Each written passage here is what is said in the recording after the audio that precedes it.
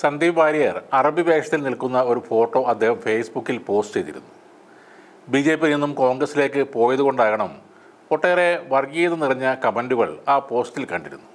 മതേതരവാദിയായി പ്രച്ഛന്ന വേഷം ധരിച്ച വീരശ്രീ സന്ദീപ് വാര്യർ അറേബ്യൻ മരുഭൂമിയിൽ ഉദരനിമിത്തം ബഹുകൃത വേഷം എന്നാണ് ശങ്കരൻ വക്കീൽ എന്നറിയപ്പെടുന്ന അഡ്വക്കേറ്റ് ജയശങ്കർ സന്ദീപ് വാര്യരെ വിമർശിച്ചുകൊണ്ട് സോഷ്യൽ മീഡിയയിൽ പോസ്റ്റ് ഇട്ടത്.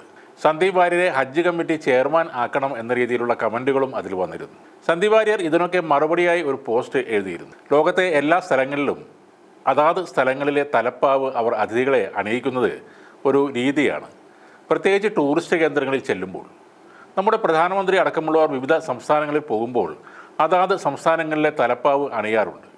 ഇതണിഞ്ഞ് ഫോട്ടോ എടുത്തതിൻ്റെ പേരിൽ എൻ്റെ മതേതര സർട്ടിഫിക്കറ്റ് BJPക്കാർ റദ്ദ് ചെയ്യുമെങ്കിൽ പോയി പണി നോക്കാൻ പറയും. ഇതാണ് സന്ദീപ് FBയിൽ പറഞ്ഞ മറുപടി.